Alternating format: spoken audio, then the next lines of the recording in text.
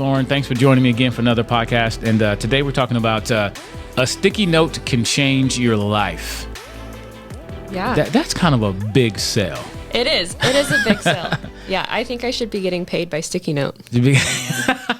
Big paid by sticky notes. Let's talk about how a sticky note can change your life. And this has to do with the classroom. Because everything we really talk about is really helping to change the culture of schools. Yeah. And there's a culture in your classroom. And with you being a veteran teacher, you've learned how a sticky note can change someone's life. Let's talk about it. Yeah, for sure. So several years ago, I was really struggling with my class and my classroom management and kind of, I had a couple students whose only goal was to derail my entire classroom. And so I had tried all the negative consequences in the book, all of them, and none of them were working. Give me an example of what the kid might have done. For example, I had this one student and he would just get up and walk around the room. He would just walk. It didn't matter if I was teaching a lesson. It didn't matter if he was supposed to be sitting and doing his work. His goal was to get up and walk around and talk to his friends. I could have his friends sit on the opposite side of the room. I could have them anywhere, but he just get up and start walking. Yeah. Did you ever want to throw something at him while he's walking? For legal purposes, I'm not going to say. I didn't say did you. I said did you want to? So you tried what kind of negative consequence did you give him at that time? I tried calling mom. I couldn't get a hold of mom ever. I tried taking away his lunchtime. That didn't work. I tried all kinds of stuff, and he just didn't care. He had it all done to him before, and he just didn't care. How did you feel trying those different methods and then seeing nothing working? I was frustrated. And it came across to the rest of the class also that I was frustrated. I wasn't enjoying that class, so I wasn't enjoying teaching the lessons, and they weren't enjoying being in my classroom because I was just frustrated with this small group of students who were derailing the entire class. Now, did you ever like kick him out the class, send him to the office? Did he get suspended? A couple times.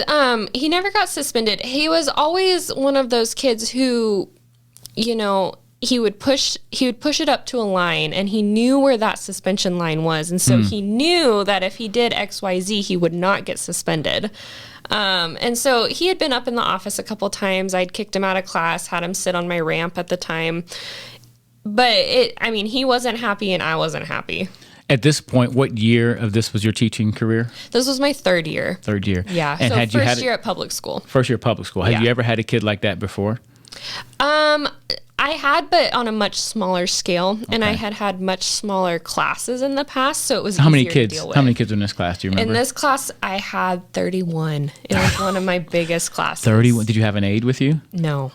31 kids to one teacher. And what grade was this? This was 7th grade. 7th grade. Okay, so you got this kid. He gets up, walks around class. He's changing the culture of the classroom because even the temperature, I would call it like the temperature, he sets it. He's got the thermostat right now because his behavior really impacted you. For sure. Which impacted the classroom, and other kids noticed it. You noticed it in your own teaching and how you engaged. So what things did you try first? You tried negative things like suspension or discipline, kicking them out of class. Yeah. Okay. So I tried all the negative things. And one day I was in tears after school.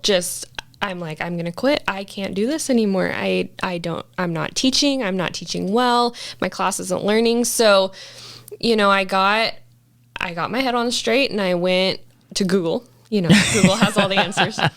And I just started researching, what can I do with kids who just will not listen, or what can I do to help change my classroom culture? And the idea of positive reinforcements came up. I'll admit, in the past, I had always been like, no, they're gonna do what I ask them to do the first time. They're gonna do it. Wait, let me ask you a question. Did you grow up in the old school? I don't say old school, but that's the way it was in school. You listened to the teacher, you obeyed. Teacher laid down the law, you just obeyed. Yeah, well, and I was one of those kids who, if the teacher said I had to do something, I did it. Anyway, I looked up positive reinforcements, and one of them was to send a positive note home. And I thought, surely not. There's I feel no like way. if you did that, you're like losing power. So he misbehaves, and you send a positive note home. Exactly. Right. Like, no. And I mean, I teach 7th grade. These kids don't even admit that they have moms at home. You know what I mean? Like, there's no way that this tough kid, gangster wannabe, is going to want a positive note home. But I thought, whatever, I'm out of options. I'll try it. So the next day, he pulled his normal routine of, he's up out of his seat, walking around class, disrupting everybody. And I finally was like, hey, can you please sit down for 5 minutes? That's all I want from you, 5 minutes.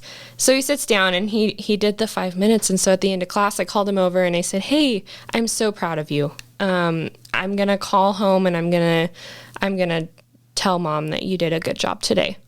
And he's like, oh, my mom won't answer the phone. I'm like, well, yeah, I know. But it was really, you were telling him to tell him that you were really proud of him. Yeah. And so, but I could just see he was defeated. Like, he deflated, like, oh, my mom won't pick up the phone. She'll never know. I don't care. I'm not doing that again. You know what I mean? And so I was like, okay, how about this? And I grabbed a sticky note, hence the title, Sticky Notes Change Lives. I grabbed a sticky note and I wrote his name. I said, hey, so-and-so did a really good job today. And I signed it and I handed it to him. And his face lit up. And I was shocked. But I kind of thought, he's not, it won't change. This is a one-time thing. But no, sure enough, the next day he came in so excited. His mom had seen the sticky note. She'd taken him to Dutch Bros because he got a good note home. His behavior was changed the rest of the year. Instead of it being a competition to see who could derail the class the farthest, it was a competition to see who could get a positive note home at the end of class. All the kids are doing it. Yeah. And so at the end of class, I'd write like 6 to 7 notes home of these kids. And these were tough kids. Again, they didn't have homes that they necessarily wanted to go home to, but just that positive reinforcement, somebody being proud of them, being able to take that home to a parent or a guardian was huge. And it changed the class. The class became enjoyable. I enjoyed teaching it again. And this kid got passing grades for the first time in his life. Oh, because because you invested in sticky notes. All because of a sticky note. So how did that change your approach to your classes in the future? Well, I buy a lot more sticky notes. That's one of the first places I go now is the positive. It can be something like, hey, you came to class prepared. There are kids who sometimes that's the positive for the day is that they came prepared, but it's such a key part of building the relationships is the positive reinforcement. And if they can feel like you're on their team, they'll bend over backward for you. So it's not really just a sticky note. The sticky note is part of a bigger mindset or a bigger strategy to the positive reinforce, but really to connect with students, to let them know you see them. Yeah. And I think, I heard this before, that what is acknowledged is repeated. Mm-hmm. So when we acknowledge that negative behavior and we get on it, they may repeat it for whatever reason. But when we start doing the positive things, and I think every kid wants to be a part of the group, they want to be a part of and being accepted, and even affirmation. I think you made a connection with him, with the mom, even though at first it was all negative with mom. Yeah. Yeah. After those positive notes went home, his mom would actually contact me. She finally started. Really? She finally reached out. I think she even came to open house at the end of the year. And again, that was a first. I mean, it took until March for me to even talk to her. And so now this class, instead of being the class you didn't like or didn't want to, it turned everything around. Oh, yeah, for sure. They became a lot more enjoyable because slowly his friends started seeing, because he was part of this whole little posse. And so his friends started seeing. You know that word posse is an older word, so you aging yourself by using the word posse, but that's okay. I'm pretty old. So his whole friend group started noticing it, and they began to participate. Yeah, for sure. They all wanted notes home at that point, which was hilarious. I mean, because 7th graders would never ask, "Oh, can you send a note home to my mom? Tell her how good I was today." Yeah, exactly. It was odd, but they loved it, and I've used it every year since, and it works. Hey, that's a great strategy. So anything else in your notes about sticky notes? Anything else you want to make sure we cover? Because, hey, teachers should start buying sticky notes, and it's really not about the sticky note. And I think, let me ask you this question too. Yeah. Did it take a lot for you to swallow your pride to be able to even send the first note to the kid. I mean, this kid is for sure. For sure. I'm like, he was up out of his seat for 55 minutes and he sat down for 5, and I'm going to send a note home that says he did a good job. He's not in preschool. He's a 7th grader, right? Exactly. I'm like, you are 12, 13. You could sit down for longer than that.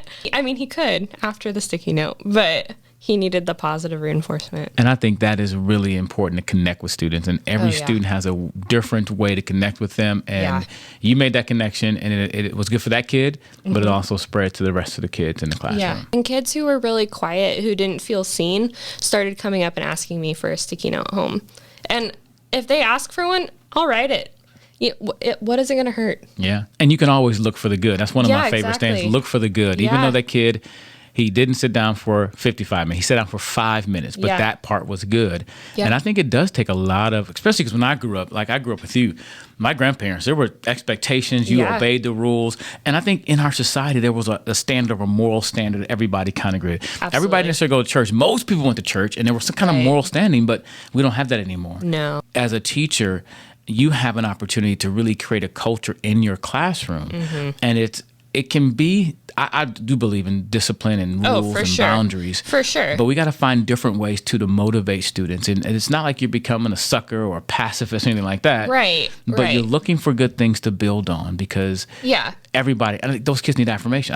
And we can talk about another episode, but everybody needs, what did we say? Affirmation, acceptance, and approval. Absolutely. We all need that. And these kids are looking for it. And if they can get it from you, and I think they're like thirsty. These 7th grade kids are thirsty for it. For sure. And, it's not to say he didn't make a bad choice the rest of the year. We still had our run-ins, and we still had consequences, but the relationship was there, and he was willing to have a conversation with me at that point. He wasn't just blowing me off every time. All right. And I think by writing that sticky note, you said, I see you. Yeah, I see you more than you think you're seen. Yeah. And I see you for your value, not just for what you do wrong. Exactly. But ultimately, you found that positive reinforcement worked much better than a negative. Yeah, look for the good. That's my saying. Look for the good. I stole it. Look for the good. And buy sticky notes. Yep. And that's a choice. And when you make better choices, you'll live a better life. So choose well. Oh, yeah. She got that one.